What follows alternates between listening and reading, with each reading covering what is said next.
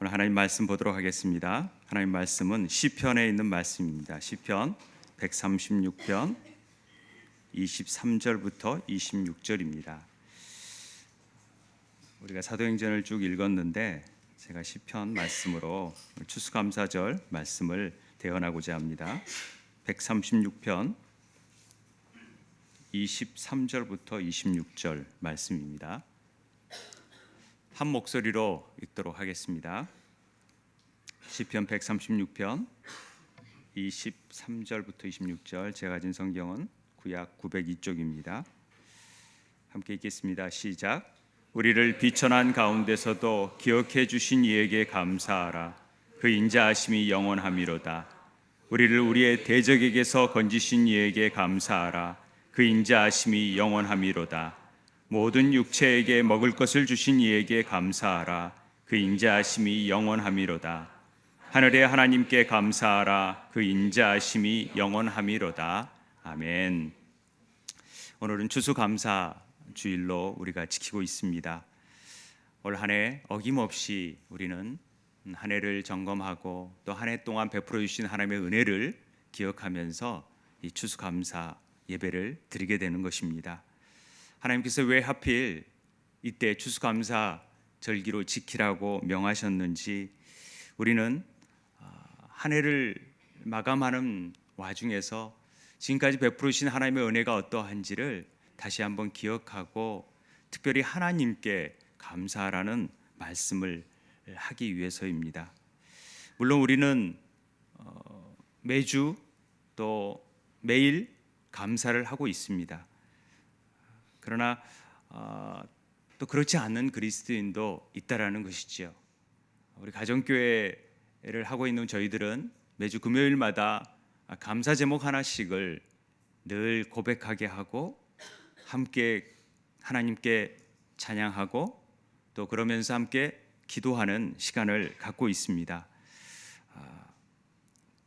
하지만은 삶에 지치고 힘이 들다 보니까 그렇게 살지 못하는 그리스도인들이 많다라는 것입니다. 그래서 아마 하나님께서 이런 절기를 정하시고 이날만큼이라도 우리에게 베푸신 하나님의 은혜가 어떠한지를 기억하고 다시 한번 새기면서 그 의미를 하나님께 드리라는 의미로 이 감사제를 드리고 있다라고 생각을 합니다. 진정한 감사를 통하여서 하늘의 복을 누리라라는 하나님의 지음하신 명령입니다. 그것이 어떤 의무감이 아니라 너무나도 하나님의 은혜가 놀라우니까, 그리고 그것을 고백하는 순간 하나님은 더 많은 복을 우리에게 주시겠다라는 약속의 메시지인 것입니다. 우리 요즘 새로 오신 분들이나 새신자들이 좀 의아한 부분이 뭐냐면, 헌금 시간에 우리가 이렇게 일일이 감사 제목에 대한 얘기를 하고 있잖아요. 기도 제목을 얘기하고 있고 또 이름을 아뢰면서 저희들이 헌금 기도 시간에 특별히 그 부분을 강조하고 있습니다. 이런 부분에 거부감을 가지신 분들이 저는 있을 거라고 생각합니다. 왜냐하면 제가 교회 다닐 때 헌금 시간에 이름을 고백하는 것에 대해서 굉장한 거부감을 느꼈던 사람 중에 하나입니다.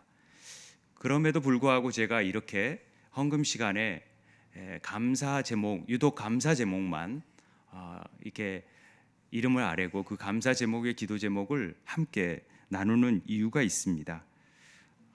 저도 뭐 사업을 해봤고 또 많은 돈을 벌어봤고 또 많은 돈을 잃어봤습니다. 그러나 하늘의 가치가 세상에 있는 물질과 너무나도 비교할 수 없는 놀라운 복이 있다라는 것을 제가 알기 때문에 오늘 제가 이 자리에 서 있는 것입니다. 우리 삶 속에서 감사로 인해서 변화가 얼마나 놀라운 변화가 나타나는지를 우리 세움 지체들이 또 우리 목장 식구들이 조금씩 깨달아가고 알아간다는 데 있습니다.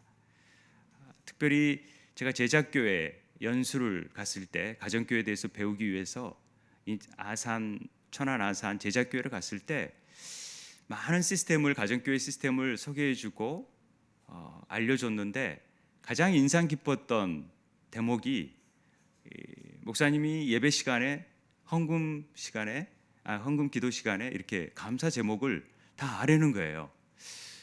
아니 하나님께 드리는 예물을 가지고 굳이 저렇게 할 필요가 있나라는 생각이 들었었죠.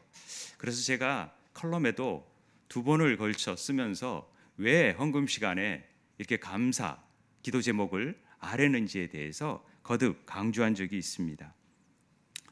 제작교회가 가정교회로서 가장 이렇게 모범적으로 잘하고 있다라고 했을 때 많은 시스템에도 돋보이는 부분들이 많았고 배울 점들이 많았지만 제가 참 부러워했던 부분이 바로 그런 감사였었습니다.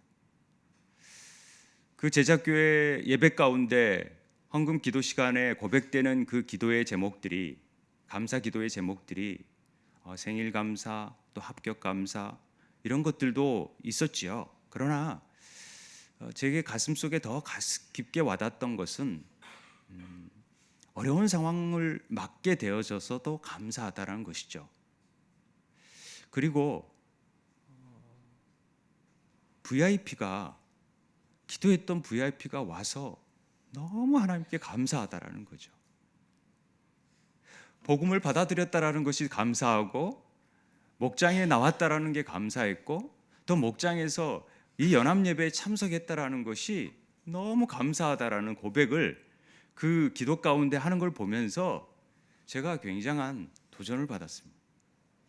이런 거구나.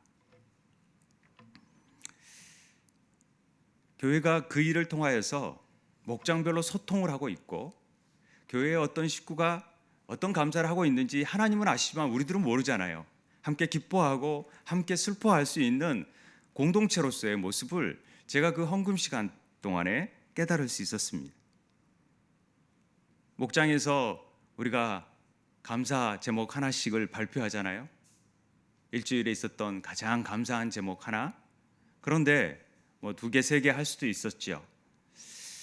그게 그냥 발표하는 시간으로 끝나는 것이 아니라 내 삶의 주인 되신 하나님의 은혜가 어떻게 내 삶 속에서 역사하고 있고 이 부분을 얘기하지 않으면 안 될 만큼 그런 감격적인 고백들이 담겨져 있다라는 것입니다.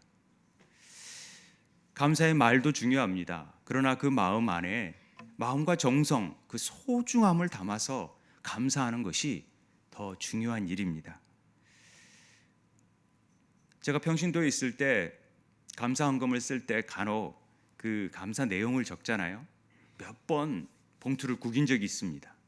적고 잘못 적었네. 다시 적고. 사람들에게 보인다라는 것보다도 하나님께 내 감사 고백을 좀 진솔하게 담아 보고 싶은 마음에서 그렇게 정성스럽게 적었는데 하나님은 아시죠. 그런데 목사님이 얘기해 주면은 더 좋더라고요. 그런 마음도 사실은 있었고요. 그 일을 통해서 이런 상황이구나, 이런 데서도 감사를 하는구나 라는 모습을 통해서 저도 도전을 받고 또 다른 사람들도 도전을 받을 수 있는 그런 기회가 되기 때문에 그렇습니다. 사실 봉투를 받으면 저는 그 봉투를 제 책상에 놓습니다. 일주일 동안 앉아 있으면서 그 봉투를 계속 보면서 이런 감사가 있었구나라고 기도할 수 있게 되는 거죠. 그런데 목회 일정이 바쁘다 보면은 재정부에서 봉투를 갖다 줘도 제가 그냥 보지 않고 넘어갈 때가 있습니다. 하나님은 아시겠죠. 그렇게 넘어갔지만은 그래도 헌금 시간에 그렇게 고백함으로 인해서 함께 공유할 수 있고 이런 감사 제목들이 있었구나, 몰랐는데 이런 일을 통하여서 하나님께 감사하는구나, 이런 것들이 우리 자녀들에게 그대로 보여줄 수 있다라는 것입니다. 자녀들에게도 이렇게 감사하는구나라는 것들을 보여줄 수 있어서 특별히 예배 시간에 감사 헌금에 대해서만 제가 이름을 호명하고 또 감사 제목을 함께 나누는 것이지 이거 감사를 독려하거나 그런 차원은 전혀 아닙니다. 그러나 이런 것들을 통해서 서로 감사가 넘쳤으면 좋겠다 하는 마음이 들어서 그런 일을 하는 것입니다. 정말 우리 세움 교인들이 이 감사의 능력, 감사의 힘이 어떠한 것인지를 좀 깨달았으면 좋겠습니다. 범사에 감사하는 것이 얼마나 하나님이 기뻐하신 뜻인지, 하나님의 뜻이 감사하는 거잖아요. 왜 그랬겠어요? 감사가 우리 삶에 어마어마한 능력과 기적을 가져다 주기 때문에 그렇습니다. 요즘 기적을 원하세요? 기적적인 삶을 원하세요? 그러면 감사하라고 말씀하고 있습니다. 교인 중에 정말 장미 주신 것 내 아내 감사하지요. 그러나 장미 중에 가시 주신 것도 감사할 수 있었으면 좋겠습니다. 어려운 상황이 닥쳐서도 하나님 감사합니다, 그런 고백이 나왔으면 좋겠습니다. 아이가 아파서 나아서만 감사하는 게 아니라 아프기 때문에 감사하다라고, 그래서 기도할 수 있고, 그래서 아이의 건강을 다시 한번 돌아볼 수 있고, 환경을 점검할 수 있어서 감사합니다, 이런 고백들이 나왔으면 좋겠습니다. 그리고 많이 아프지 않아서 감사하고 나을 수 있는 병이어서 감사하다라는 고백들이 있었으면 좋겠습니다. 바라기는 더 나아가서 한 영혼에 대한 사소한 일들까지도 내 중심의 것들만이 아닌 다른 영혼을 구원받기 위해서 하나님 어떠한 간섭하시고 어떻게 일을 베푸시는 일들을 바라보면서 하나님 감사합니다, 내가 정말 기도하는 저 자매가 예배당에 나온 것, 이건 너무나도 감사합니다. 어떤 것보다도 하나님이 기뻐하지 않겠습니까? 내 자신의 생일, 내 자신의 합격, 이런 것보다도 하나님의 관심 있는 것은 그것 아니겠습니까? 그러니까 그거에 대한 감사를 할 줄 알아야 한다라는 것입니다. 그렇게 감사하는 자녀의 삶을 하나님께서 왜 책임지지 않겠습니까? 저는 분명히 책임지라고 생각합니다. 저는 올리브 브레싱 할 때 우리 아이들이 감사 기도 제목을 하나씩 얘기하고 나누는 것을 봅니다. 우리 아이들이 뭐라 그러는 줄 아세요? 물론 시험에 합격해서 또 수학 시험 잘 봐서 또 엄마가 내 놀이터에 데려가줘서 감사합니다, 이런 얘기도 하지만은 우리 1학년짜리 아이들이 하나님, 우리 세움교회 믿음이 더 있게 해주셔서 감사합니다, 구원받게 해주셔서 감사합니다, 이런 기도도 하고, 기도 제목도 더 믿음이 성장하게 해달라고 기도 제목을 내놓은 것을 볼 때 참 감사했습니다. 하나님이 참 기뻐하시겠구나, 이런 거죠. 내 중심이 아닌 타인의 삶에 관심을 기울이는 것이 이웃사랑의 실천 아닙니까? 하나님이 그 이웃사랑의 실천이 영혼 구원하고 열매 맺기를 원하시는 것입니다. 진정한 우리가 사랑을 베푸는 것이 그가 예수님 만나는 거 아니겠습니까? 이것보다 더 큰 사랑이 어디겠습니까? 그의 영혼을 구원해 주는 일인데요, 생명을 주는 일인데요. 그래서 우리가 그런 일에 감사가 있었으면 참 좋겠습니다. 제가 영상 하나를 감사 제목을 설교를 준비하다 영상 하나를 본 게 있어서 그 영상을 함께 나누고자 합니다. 영상 한번 보실까요? 제가 이 영상을 보면서 느꼈던 점이 뭔지 아십니까? 일본 누님이 늘 계란 과자를 사오는데 저는 별로 안 좋아하거든요. 그런데 이 과자가 100만 번의 감사를 통하여 나온 과자일 수 있겠구나. 그랬을 때 그 제품을 만드는 사람들이 얼마나 또 행복할까, 감사하면서 했을 때. 이렇게 과자한테도 감사합니다 했을 때 이 일을 통하여서 나타나는 파급 효과가 있는데, 하물며 하나님께 우리가 감사를 100만 번 했다면 우리 삶이 어떠한 영향을 줄 수 있을지 한번 생각해 보셨습니까? 하나님께 감사하십시오. 오늘 시편 136편에 감사하라 감사하라 감사하라가 26번이나 나옵니다. 26절이 다 감사하라죠. 감사하라 감사하라 감사하라, 그의 인자하심이 영원하미로다, 빠짐없이 반복되고 있습니다. 136편을 읽다 보면 범사에 감사하라는 것이 하나님의 뜻이구나라는 것을 깨달아갈 수 있을 정도로 모든 상황 가운데 하나님께 감사하고 있는 시인을 발견할 수 있습니다. 총체적인 감사라고 할 수 있습니다. 제가 기도재단을 쌓으면서 시편 기도를 하잖아요. 그럴 때 136편을 읽는데 특별히 23절부터 말씀이 계속 눈에 들어와서 오늘 본문 말씀을 이 말씀을 택하게 되었습니다. 23절 말씀이 우리를 비천한 가운데서 기억해 주신 이에게 감사하라. 그 인자하심이 영원함이로다. 이 말씀이 계속 눈에 들어오는 것입니다. 왜냐하면 요즘 일이 안 풀리고 어려워 있는 분들이 참 많습니다. 때론 자신이 비참하다고 느껴지는 순간이 있을 것입니다. 그런데 감사하라고요? 이게 어렵습니다. 마치 내 삶은 감사를 받을 자격이 없다라는 말이 더 어울릴 것 같은 그런 삶이지 않습니까? 날마다 상황을 보면 더 악화되는 것 같고 더 힘이 드는 상황이 연속적으로 다가오는데 어떻게 감사하라는 말입니까? 그러나 성경은 범사에 감사하라고 합니다. 정말 그럴까요? 그렇게 힘든 상황이 닥쳐보지 않았으니까 그런 말을 하는 것이라고 말할 수도 있겠지요. 그러나 자세히 보면은 우리가 정말 감사하지 않을 요소가 하나도 없는 것이 아닙니다. 여러분 여기까지 오시는데 혹시 엎혀서 오신 분 계십니까? 엎혀가지고 들것에 실려서 오신 분 계십니까? 아니죠. 걸어서 오셨죠? 여러분 눈이 잘 안 감기는 분이 계십니까? 밥을 한 끼도 못 드시는 분이 계십니까?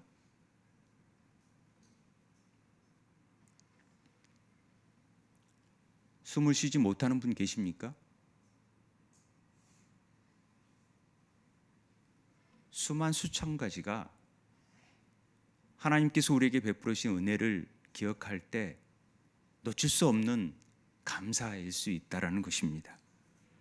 무엇보다도 잘난 사람도 많지만 나 같은 자를 구원하신 하나님의 은혜가 우리한테 있지 않겠습니까? 그런 아버지가 있다라는 것에 감사하는 여러분 되시기 바랍니다. 그분은 다른 사람과 같지 않습니다. 우리를 절대 비천한 곳에 두시지 않고 기억하신다 말씀하고 계십니다. 기억하신다는 것은 그냥 두지 않는다라는 것입니다. 그러나 가장 적절할 때 그 비천함이 때론 더 정금같이 나아갈 수 있는 유익한 길이기 때문에 그 비천함도 필요하기 때문에 비천한 곳에 낮아지신 것입니다. 낮게 하신 것입니다. 왜냐하면 우리 빌립보서 2장에 예수님께서 친히 비천한 곳에 낮아지셨기 때문에 그렇습니다.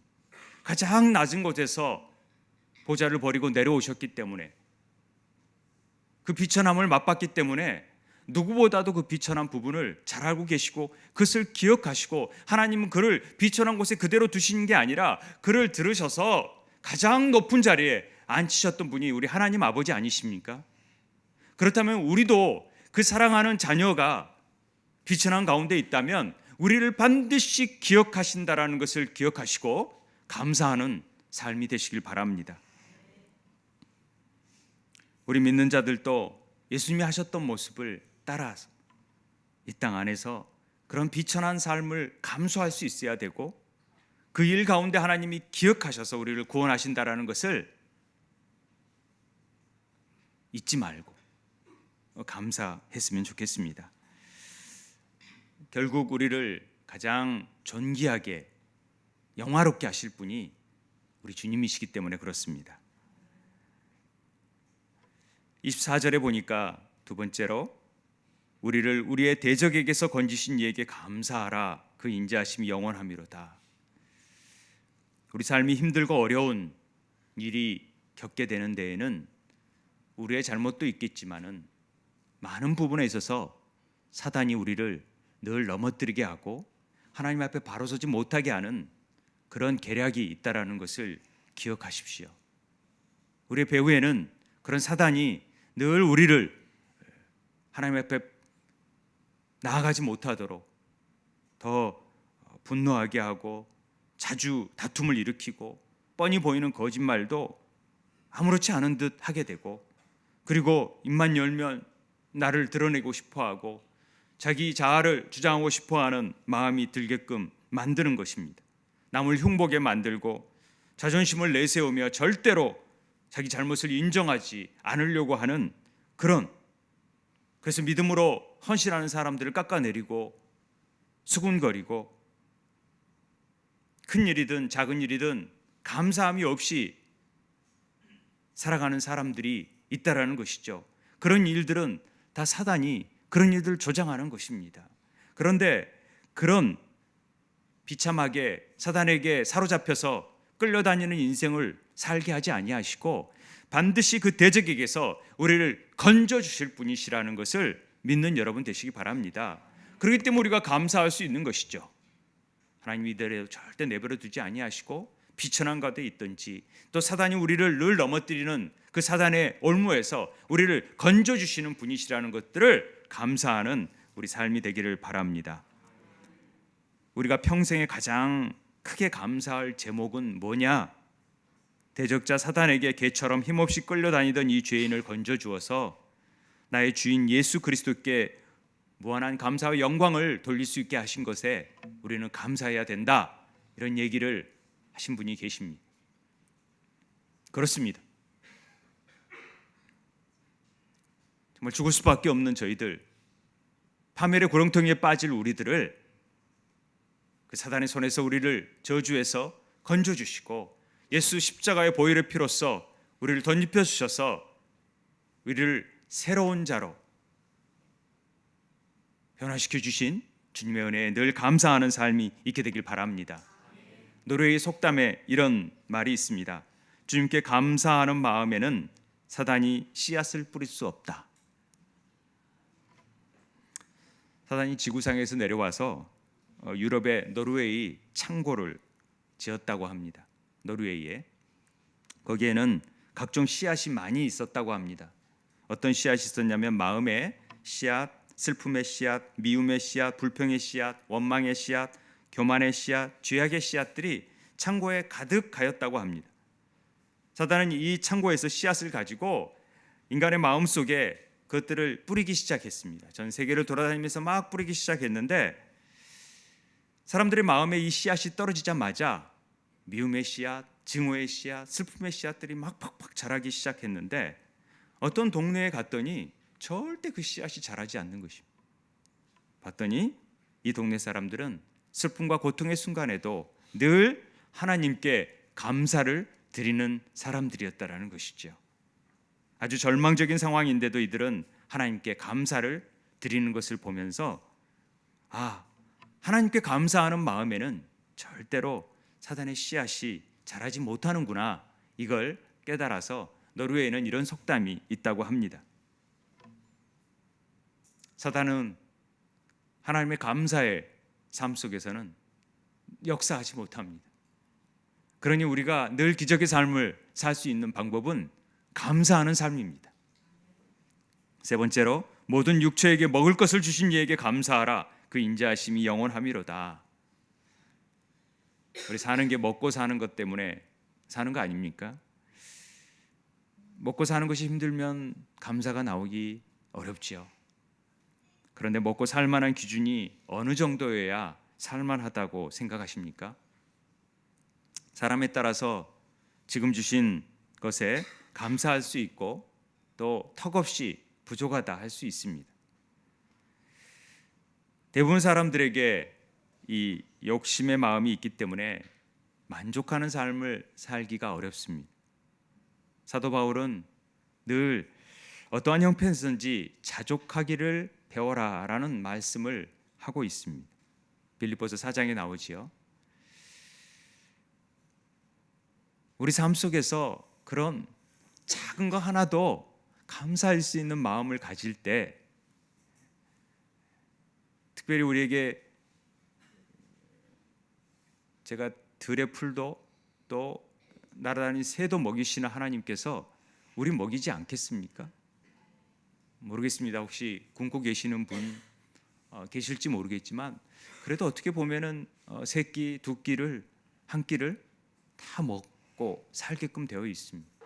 하나님이 조금만 부지런하면은 언제 어디서든지 먹을 것을 먹을 수 있도록 해주셨다고 저는 믿습니다. 여기 유명한 그림 하나가 있습니다. 한번 보실까요? 여러분 다 보신 그림이죠. 이 그림이 뭔지 아십니까? 은혜라는 감사 기도라는 걸로 많이 알려진 그림입니다. 1918년 미국 미네소타주 보베이에라는 작은 탄광촌에서 살고 있는 사진관을 운영하던 그 앤스트롬이라는 분이 이 찍은 사진이고 경험한 내용인데요. 아주 백발이 성성한 저 보잘것없는 노인이 신발 털개를 팔러 왔다고 합니다. 근데 너무 지치고 힘들어서 좀 쉬어갈 수 있냐고 쉬라고 그랬더니 쉬면서 자기가 싸고 있던 빵 한 조각을 가지고 와서 식사를 하는데 하나님께 감사 기도를 드리는 장면이 이 사람 눈에는 너무 감동적으로 느낀 거예요. 그래서 이걸 사진을 찍어야겠다 하고 사진을 찍었다고 합니다. 이 사진이 굉장히 반향을 일으키고 그의 딸이 유화로 그림을 그 사진 그대로 유화로 그림을 그려서 이게 The Grace 은혜라는 말로 알려져 있는 유명한 그림입니다.